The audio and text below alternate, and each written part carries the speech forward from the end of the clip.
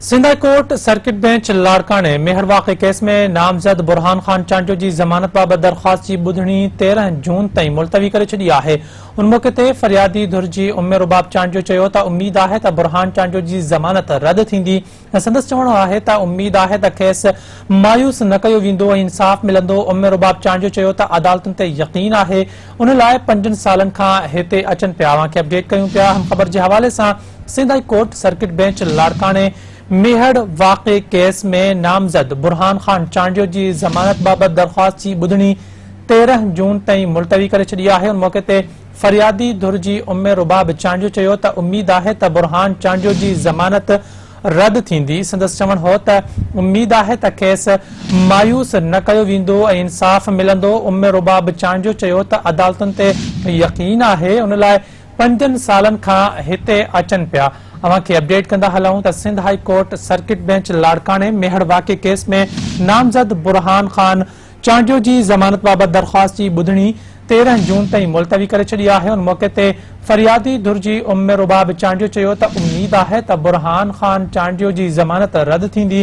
संदसि चवणु हो त उम्मीद आहे त खेसि मायूस न कयो वेंदो ऐं इंसाफ़ मिलंदो। उम्मे रुबाब चांडियो चयो त अदालतुनि ते यक़ीन आहे, उन लाइ 5 सालनि खां हिते अचनि पिया।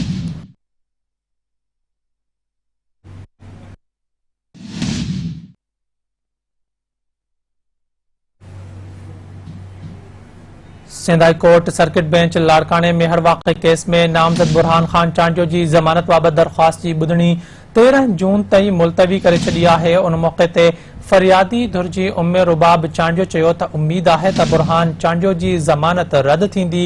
संदसि चवणु हो त उम्मीद आहे त खेसि मायूस न कयो वेंदो ऐं इंसाफ़ मिलंदो।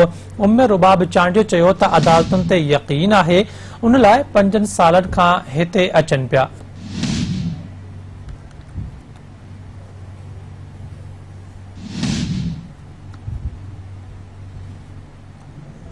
तफ़सील मालूम कंदासीं सिंध टीवी न्यूज़ जे ब्यूरो चीफ ज़फ़र अबड़ो खां। ज़फ़र आगाह कजो, Sindh high court circuit bench लाड़काने में मेहड़ वाक़े केस जी ॿुधणी थी आहे, कहिड़ा अपडेट आहिनि अव्हां वटि?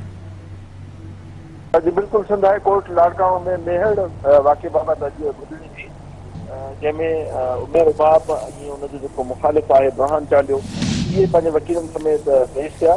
ऐं उनमें जेको सिंध हाई कोर्ट में जेका हींअर बेंच वेठी आहे, उन हवाले सां उन्हनि इहो फ़ैसिलो कयो त जेका अॻु में बेंच बचियल हुई, उन जेका पंहिंजा फ़ैसिला न हुआ, उनजे लाइ जेको आहे वरी इजाज़त वठणी पवंदी सिंध हाई कोर्ट जे चीफ जस्टिस खां, त हीउ जेको फ़ैसिलो आहे ज़मानत वारो बुरहान चांडियो वारो, उहो हाणे हीअ जेका बेंच आहे उहा कंदी, या जेका अॻु में मुक़ररु थियल बेंच हुई उहा कंदी, जंहिंजी जेका मंज़ूरी मिलण खां पोइ वरी जेको आहे सो हीअ बेंच उन केस ते जेको आहे ॿुधणी करे सघंदी। सो इन हवाले सां चीफ जस्टिस खे सिंध हाई कोर्ट खे लिखण जो फ़ैसिलो कयो वियो आहे ऐं उन खां पोइ 13 जून ताईं जेको आहे ॿुधणी मुलतवी कई वई आहे। इन हवाले सां उम्मे रुबाब जो चवणो हो त मूंखे उमेद आहे त अदालतुनि मां मूंखे इंसाफ़ मिलंदो ऐं मां इन हवाले सां ई जदोजहद कयां थी त पंहिंजे मक़सूलनि जो जेको हिसाब किताब आहे हुनजो वठी सघां।